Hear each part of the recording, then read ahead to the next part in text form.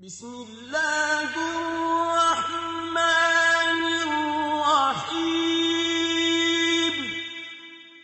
شروع اللہ کے نام سے جو بڑا مہربان نہایت رحم والا ہے۔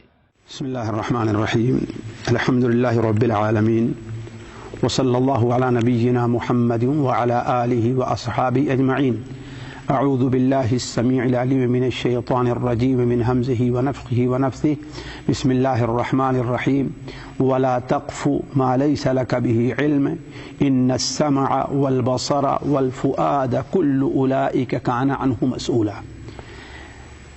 ساتھیو، قرآن مجید سورہ اسراء کی ایک آیت ہم نے آپ کے سامنے تلاوت کی ہے، جس میں اللہ تعالیٰ فرماتا ہے ولا تقف ما لیس لک بہ علم، جس چیز کا تمہیں علم نہ ہو، لا تقف، اس کے پیچھے نہ پڑو، اس کے مطابق عمل نہ کرو۔ ولا تقف ما لیس لک بہ علم ان السمع والبصر والفؤاد کل اولئک کان عنہ مسئولا۔ یاد رکھو کہ آنکھ سے متعلق بھی اللہ تعالیٰ قیامت دن سوال کرے گا، کان سے متعلق بھی اللہ تعالیٰ قیامت کے دن سوال کرے گا، اور دل سے متعلق بھی اللہ تعالیٰ قیامت کے دن سوال کرے گا۔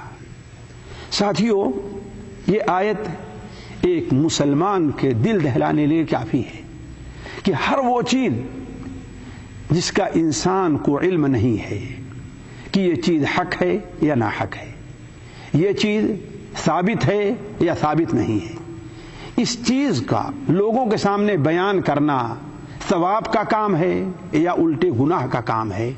جس چیز کے بارے میں معلوم نہ ہو، اس کے بارے میں نہ انسان خود اس کے اوپر عمل کرے اور نہ کسی اور تک پہنچائے۔ اللہ کے رسول صلی اللہ علیہ وسلم کی حدیث صحیح مسلم کے مقدمے میں ہے، آپ صلی اللہ علیہ وسلم نے ارشاد فرمایا کفا بالمرء اثما، انسان کے گنہگار ہونے کے لیے یہی اتنی چیز کافی ہے۔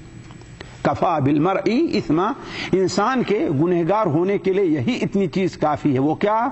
کہ ہر وہ چیز جس کو سن لے اسے لوگوں کے سامنے آ کے بیان کر دے، ہر وہ چیز جو پڑھ لے اسے لوگوں کے سامنے بیان کر دے۔ یا آج کی زبان میں، واٹس ایپ کی زبان میں آپ یہ کہہ لیجئے، ہر وہ چیز جو اس کے پاس واٹس ایپ سے آئے اسے دوسروں تک پہنچانے کی سوچنے لگے۔ ساتھیو، آج یہ چیز ہمارے یہاں بہت عام ہے کہ واٹس ایپ کے اوپر اولاً تو ہر آدمی کے جیب میں موبائل پایا جا رہا ہے، اور ہر آدمی کو شوق ہوتا ہے کہ ہاں وہ کوئی چیز بھیجے، اور انسانی نفس اتنا شریر ہے کہ وہ یہ چاہتا ہے کہ میں کوئی ایسی چیز بھیجوں، نئی چیز جو دوسرے کے پاس نہ ہو، لہذا کوئی بھی چیز اسے ایسی مل جاتی ہے، حق ہے نہ حق ہے، جائز ہے ناجائز ہے، اللہ کے رسول ثابت ہے یا ثابت نہیں ہے، اس کا فائدہ ہوگا اس کا نقصان ہوگا، وہ لوگوں تک پہنچانا شروع کر دیتا ہے، حالانکہ یہ چیز شرعی طور پر قطعاً جائز اور مناسب نہیں ہے۔ اللہ کا خوف کریں، اگر مان لیا کہ وہ چیز جسے آپ بھیج رہے ہیں کسی کے سامنے، وہ چیز اللہ کے رسول صلی اللہ علیہ وسلم سے ثابت نہیں ہے، آپ بھلا بتائیے قرآن مجید کی اس وعید کے اندر آپ شامل ہوئے کہ نہیں شامل ہوئے؟ آپ یہ نہ سوچیں آپ نے ایک کو بھیجا ہے، آپ نے 10 کو بھیجا، وہ 10 تک بھیجیں گے، اور جن جن تک جائے گی لوگ اس کو پڑھیں گے، اس کے اوپر عمل کریں گے، ان تمام لوگوں کا گناہ آپ کے سر کے اوپر آئے گا۔ تو یہ آپ کے ہاتھ میں یہ جو جہاز ہے، آپ کے ہاتھ میں یہ جو موبائل ہے، یہ اللہ کی امانت آپ کے پاس ہے، اسے کسی تک، اس کے ذریعے کسی تک کچھ پہنچانے سے پہلے آپ سوچ لیں کہ آیا یہ چیز اللہ تعالیٰ کی مرضی کی ہے کہ اللہ کی ناراضگی کی ہے۔ ساتھیوں، مجھے یاد آیا عامر ابن ضرب ایک جاہلی انسان تھا، کافر تھا، مسلمان نہیں تھا، لیکن اللہ تعالیٰ نے اسے حکمت عطا کی تھی، اللہ تعالیٰ نے اسے سمجھ عطا کی تھی۔ اس کے علاقے میں جہاں کہیں اختلاف ہوتا، لوگ اس کے پاس مسئلے کے حل کے لیے آتے، وہ حل کر دیتا اور لوگ اس کے اوپر راضی ہو جاتے۔ ایک بار اس کے پاس ایک مسئلہ آیا، ایک قبیلے کے کئی لوگ آئے کہ ہمارے قبیلے میں ایک مرد ہے، ایک شخص ہے جس کے پاس عورت کا بھی عضو تناسل ہے اور مرد کا بھی عضو تناسل ہے۔ آیا اس کو اگر باپ کی میراث ملنی ہے تو آخر اس کا شمار کس میں ہو، مرد میں ہوگا یا کہ عورت میں ہوگا؟ اس کے سامنے ایک نیا مسئلہ تھا۔ ذرا غور کریں، کافر ہے، جنت نہیں جانتا، جہنم کی امید نہیں رکھتا، لیکن ایک ذمہ داری ہے، امانت اس کے پاس ہے کہ حق بات لوگوں تک پہنچنی چاہیے، اس کا کتنا لحاظ رکھا؟ اس نے کہا اچھا ٹھہرو، میں اس بارے میں سوچتا ہوں۔ ایسے 40 دن گزر گئے، 40 دن گزر گئے اور وہ سوچ رہا ہے، اور جو مہمان آئے ہیں انہیں اپنی بکریاں اور اپنے اونٹ ذبح کر کے ان کی مہمان نوازی کر رہا ہے۔ سخیلہ نامی اس کی ایک لونڈی تھی یا اس کی ایک بیٹی تھی، اس نے ان سے سوال کیا کہ آخر آپ کیوں اتنا پریشان ہیں؟ یہ آپ کے سارے جانور ختم ہو جائیں گے، مہمان بیٹھے کھا رہے ہیں اور سارا جانور ختم ہو جائے گا، آپ کے پاس کچھ رہ نہیں جائے گا۔ کہا کہ چلو اپنا کام کرو، تم سے کیا لینا ہے، جاؤ اپنا کام کرو، تم سے کیا لینا ہے۔ آخر میں جب اس نے ضد کیا تو انہوں نے بتایا کہ دیکھو میرے پاس یہ مسئلہ آیا ہے۔ تو اللہ تعالیٰ نے اس لونڈی کی عقل دی، حکمت دی، کہا کہ اس کے لیے پریشان کیوں ہیں؟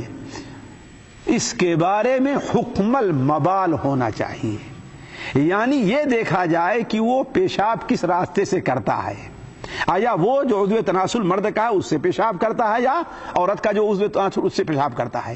اگر مرد کا کرتا ہے تو اس کو مرد مانا جائے، اس کو مرد کی میراث دی جائے، اور اگر عورت سے کرتا ہے تو اس کو عورت کی میراث دی جائے۔ کہا کہ ہاں فرجت عنی، تو نے میرے اوپر سے کتنا بڑا بوجھ ہلکا کر دیا۔ ذرا سوچیں، اسی لیے امام اوزاعی رحمہ اللہ ایک قصہ بیان کرنے کے بعد کہتے ہیں کہ اے لوگوں ذرا سوچو، یہ کافر آدمی ہے جسے جنت اور جہنم کی امید نہیں ہے، لیکن وہ کسی بات کو کہنے سے پہلے کتنی بار سوچ رہا ہے۔ اور آپ کوئی دین کی بات ہے، اللہ اور اس کے رسول کی بات ہے، آپ کا ایمان جنت اور جہنم پر ہے، آپ کا ایمان اس کے اوپر ہے کہ ہاں اس انگلی کی حرکت سے جو چیز بھی ہو رہی ہے، اس آنکھ سے جو چیز بھی دیکھی جا رہی ہے، اس زبان سے جو کچھ بھی ادا کی جا رہی ہے، اللہ تعالیٰ قیامت دن اس کے اوپر حساب لے گا، اور آپ بغیر سوچے سمجھے جو کچھ آگے بڑھا دیتے ہیں۔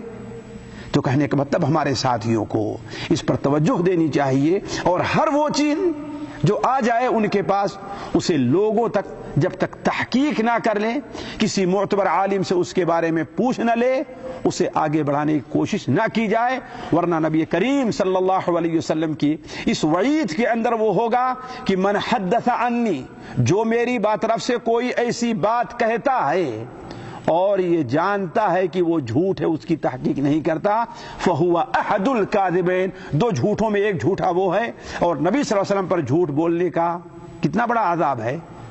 آپ صلی اللہ علیہ وسلم سے حدیث متواتر طور پر ثابت ہے کہ من کذب علی متعمدا فلیتبوأ مقعدہ من النار، جو میرے بارے میں جھوٹ بولتا ہے وہ اپنا ٹھکانہ جہنم بنا لے۔ اللہ تعالی ہم میں سے ہر شخص کو اس سے محفوظ رکھے۔ والسلام علیکم ورحمۃ اللہ وبرکاتہ۔